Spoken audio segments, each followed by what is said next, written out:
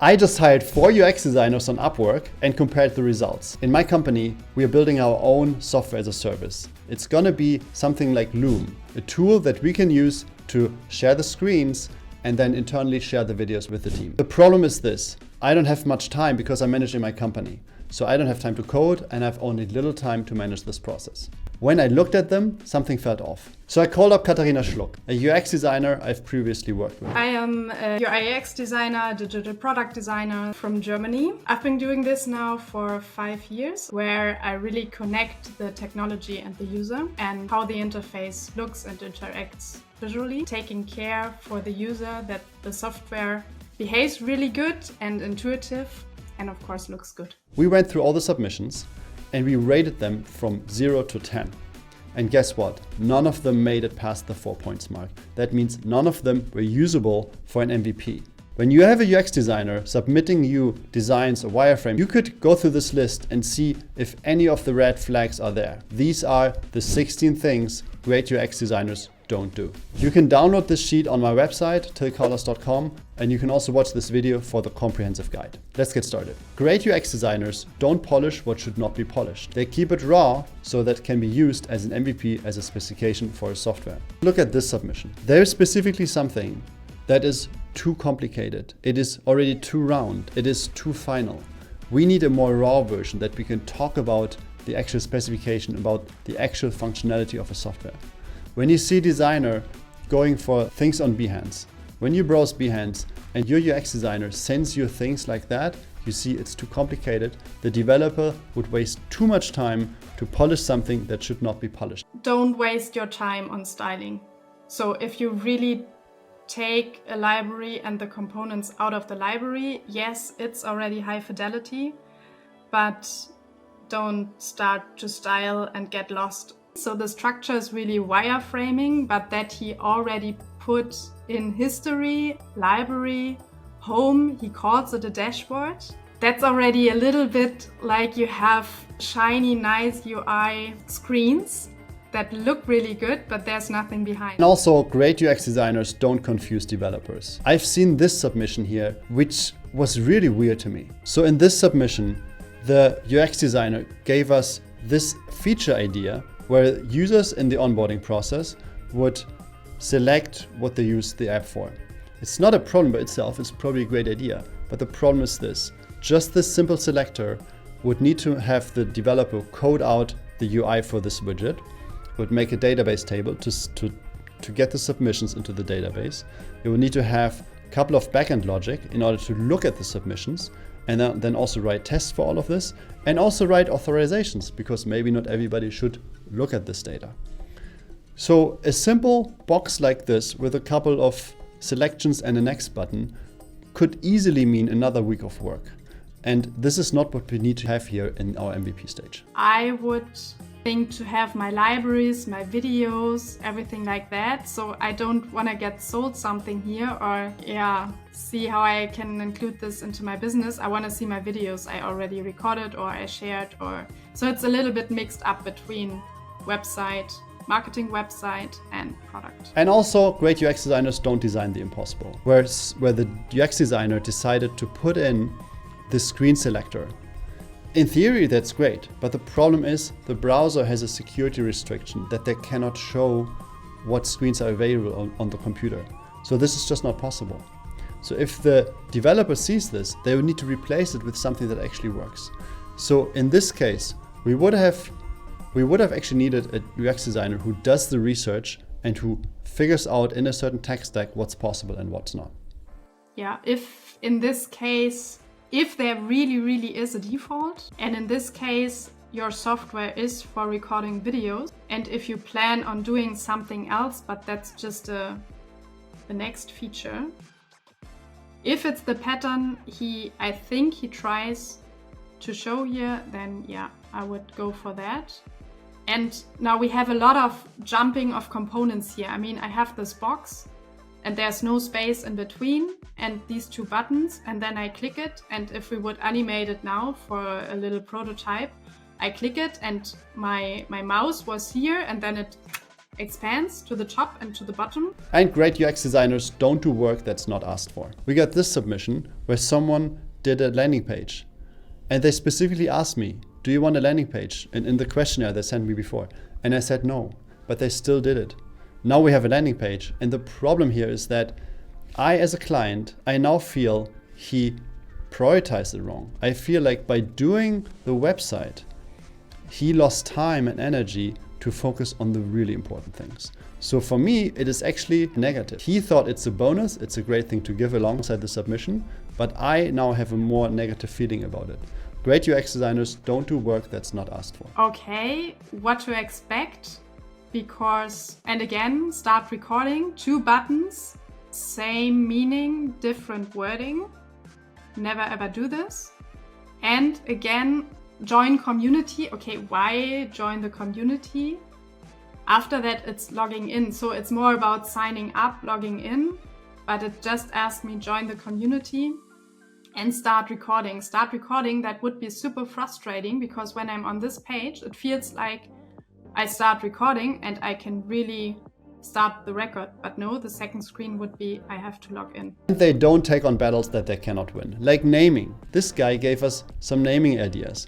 The problem is not that they did that. I find it kind of cute, but the problem is they just cannot win this battle. Naming is super hard. They should leave it to the naming pros.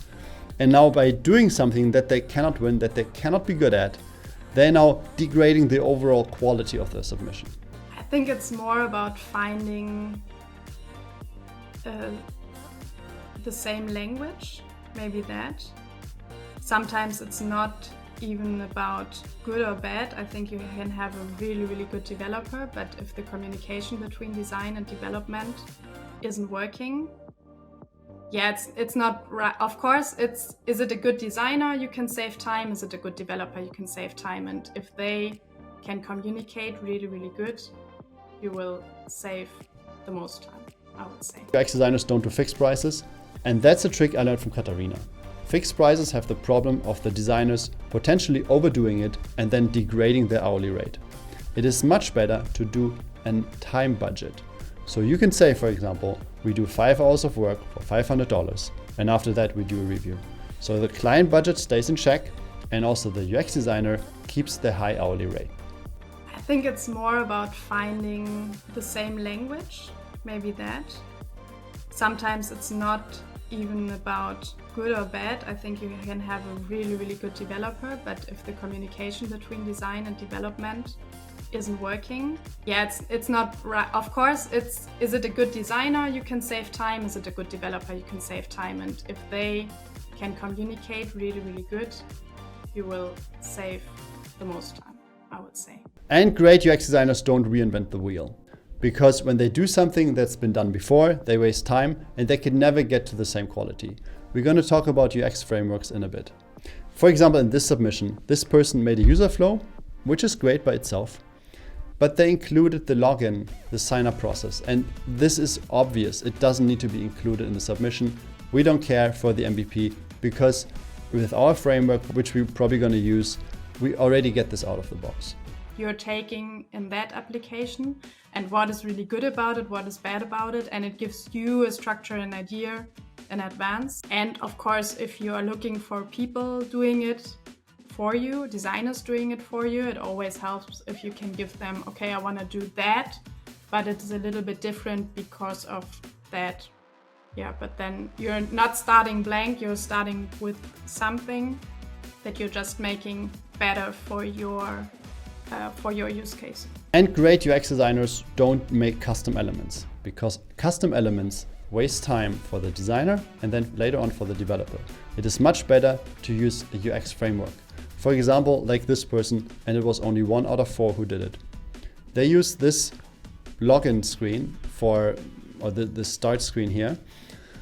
And this is something that comes from a toolbox. I don't know the name of it, but he would define it and then the developer can just copy the code and saves a lot of time, doesn't need to code it by themselves. Yeah, the construction kit. Yeah, it's not the toolkit, it's really like the construction kit. And when you have this construction kit, and they're really, when you are into software, there are not as many controls as you maybe think. They are maybe 30 and that's it.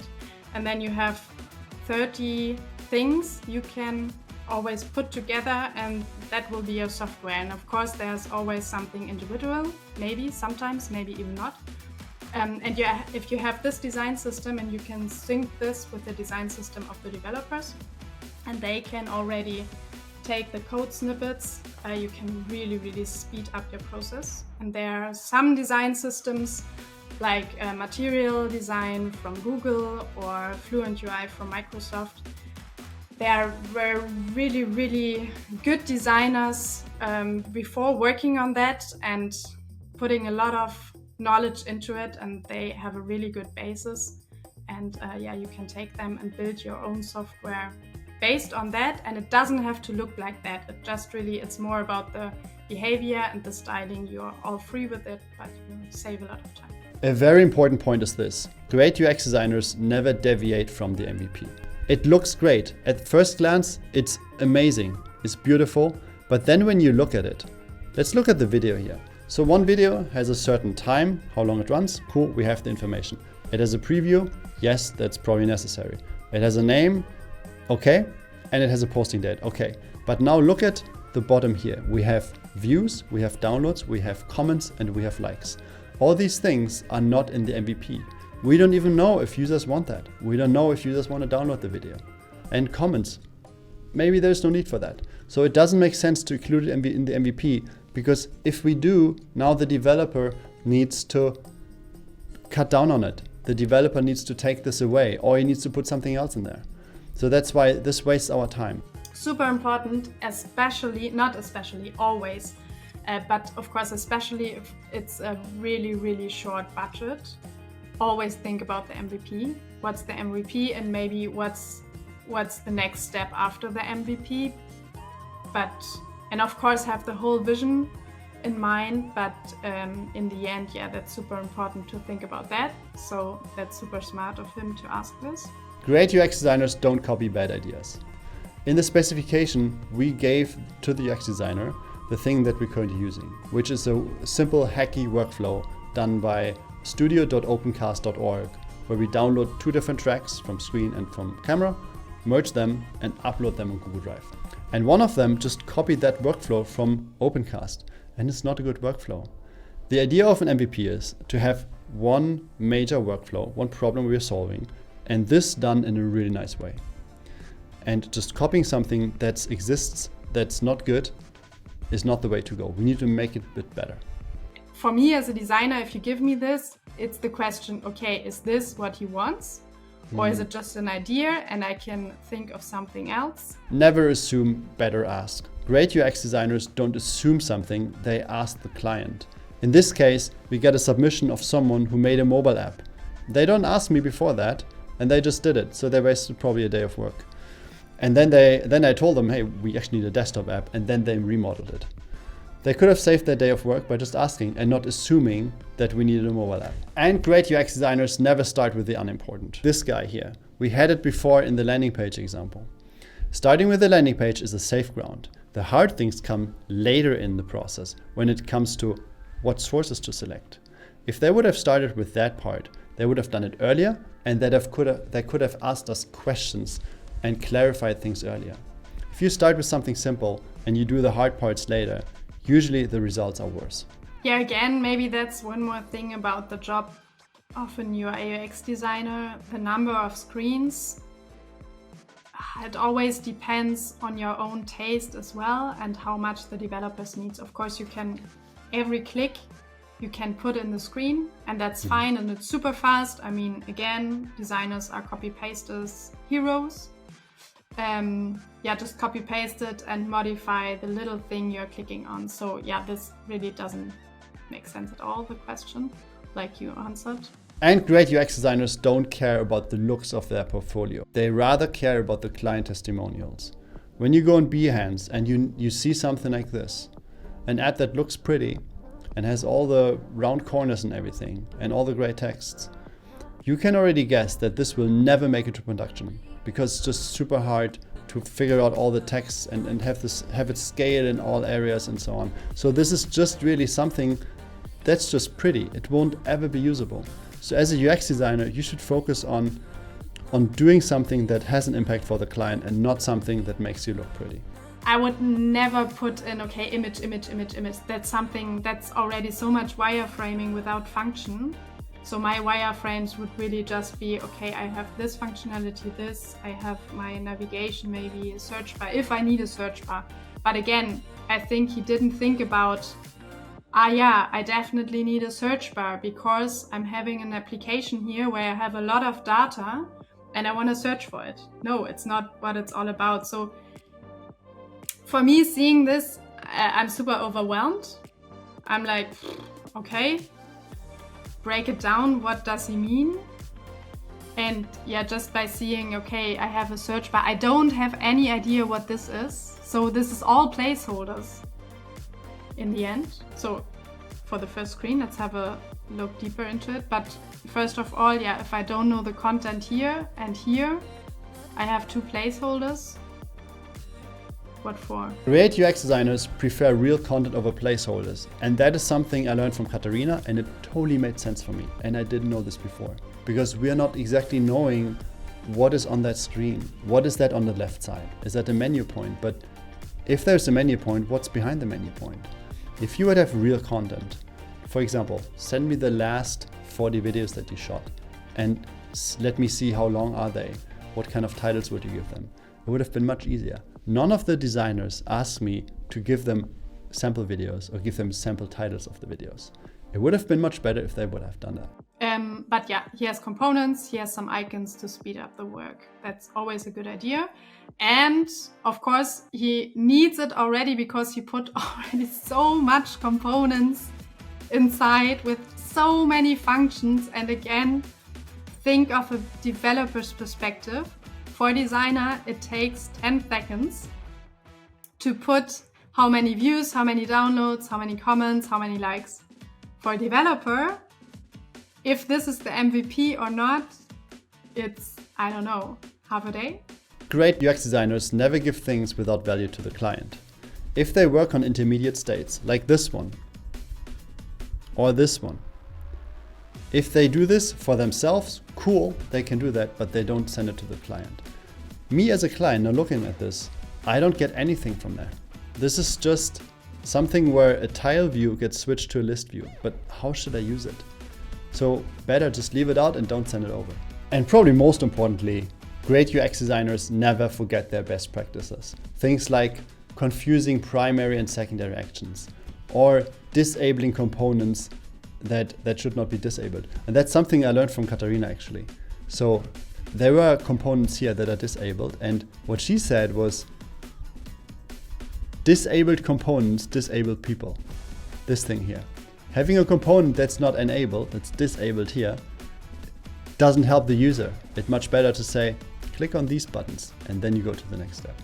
Or things like that components don't jump. For example, this submission here, if you go from the left screen to the right screen, the component jumps, so you need to rearrange the mouse. Things like this are clear. And when you see those best practices and you see them violated, you see that this is a red flag for the UX design. I think it's not, no, he didn't scribble it out. So I would say put placeholders here. You don't know if there will be a history. You don't know if there will be a library. And that's something you give it to the developer and he's like, yeah, okay, history, but what's behind it? And so if you want to have a navigation, okay, fine. If you think you will need it later. For the MVP, you don't need it. But if you want to have it as a placeholder, okay. Maybe for the settings, or you put log out here. So maybe it's just even home and settings, and it will be like that you have placeholders and more pages. But don't put them if there's nothing behind. These were 16 red flags we found in our 2.5-hour call. What is your experience? Do you know other red flags? And in any case, we are building our app on the YouTube channel. It would be great if you give us a follow on YouTube, and so you can be in this journey as we're making this app and rolling it out.